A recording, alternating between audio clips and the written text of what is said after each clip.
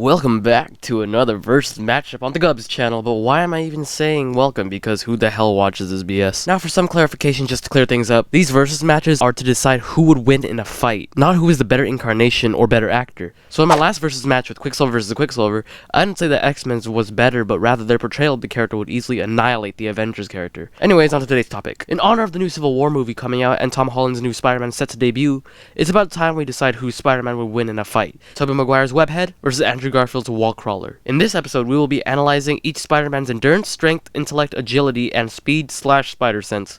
Okay, believe it or not, this is actually my second time recording this, but I did some miscalculations in the endurance section, and my research got all jumbled up, so yeah, we are not going in the particular order as earlier stated. With that intro out of the way, let's do this! Intellect.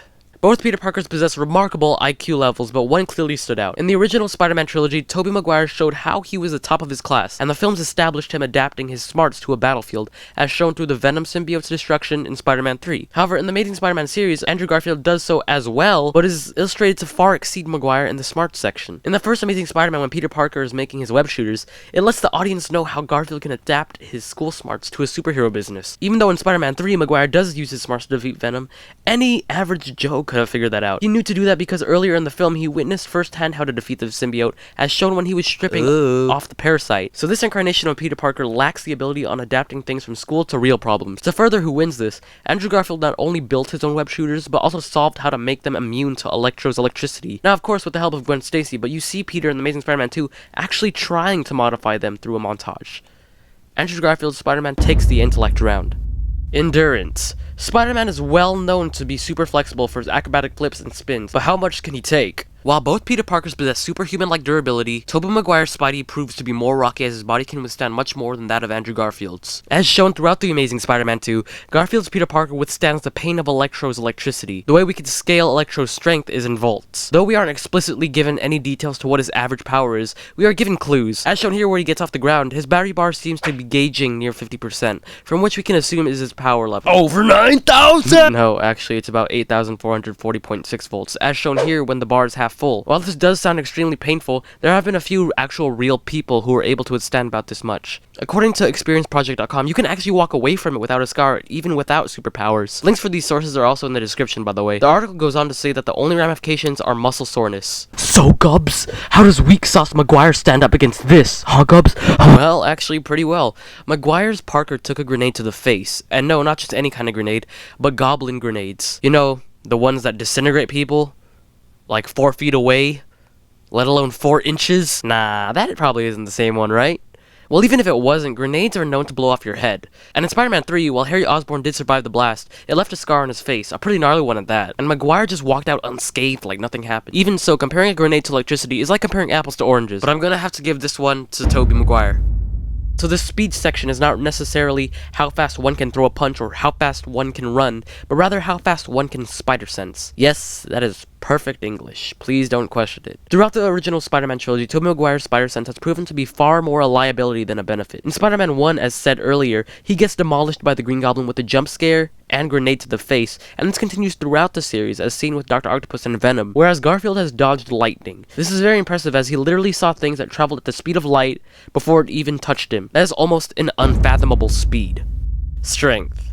Now this was not as difficult as the endurance section, but there won't be exact numbers here, but rather just common sense.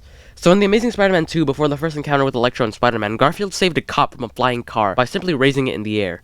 Now cop cars are usually around, you know, a little like 3,000 pounds, which is no joke. I mean, that's pretty beefy, but he did that with ease. So what is his strongest at maximum effort? Well, that's when we travel to Gwen Stacy's death scene. Ah, rip. Surely Garfield would be at his maximum effort if the love of his life was about to die.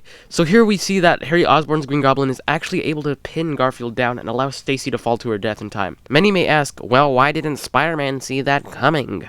But the real question is, how strong is that foot? I mean, damn! I mean, we saw Parker lift a police car which weighs 3,000 pounds not too long ago, like it was a Twinkie, but now he is pinned. This suggests that Goblin has so much power in his suit, that would make his foot weigh more than 3,000 pounds. Okay, so let's go off a little hypothesis here. So just guesstimating Garfield's expression when he lifted the cop car, he was able to say, "Glad you aren't one of those cops who's riding a horse." Claiming this with the tone that he had, he basically was smiling underneath, and this implies that it took like no effort at all. I'm assuming this took about 5% effort out of him. So to find its 100% effort, we have to multiply the weight of the car by 20. That would mean Harry's foot was a little over a whopping 60,000 pounds. Holy But this crap. still compares nothing to Tobey Maguire. Maguire was able to stop a 240-ton train, that's 480,000 pounds, in a little over 30 seconds, which is literally impossible. Well, for a human, of course. But then again, he is super...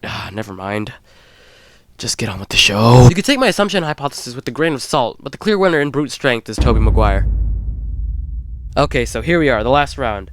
Agility, more specifically flexibility, may be a tougher section to decide. I feel that someone is going to mark me down for misusing the word agility, for it referring to flips and spins rather than speed. But no one really watches this, so, you know, I'm good. Nah, but trust me, speed goes better with the spider sense section, for obvious reasons. Anyways, so which Spider-Man is more flexible? Well, I'm going to start off by saying this.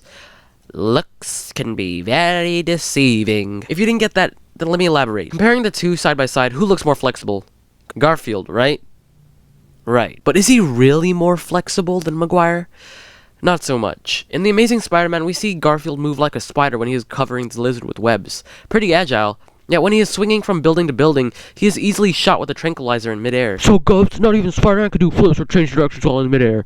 So, Gubs, Well, that's where you're wrong, sonny boy. In Spider-Man 2, Tobey Maguire easily proves this point wrong in the awesome train scene. He bobs and weaves Octavius through actions like kip-ups, dolphin dives, and reverse ducking?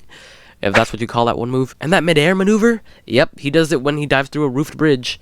Just because Andrew Garfield is tall and slim and Tobey is more pudgy doesn't mean the Amazing Spider-Man is more flexible than the original. Tobey Maguire's webhead takes the agility round. And here's a checklist / chart. 3 out of 2. Close match. But Tobey Maguire's Spider-Man beats Andrew Garfield's Amazing Spider-Man in this versus matchup. Thank you guys so much for watching, and as always, I'll see you in the next video. Alright, love you, bye!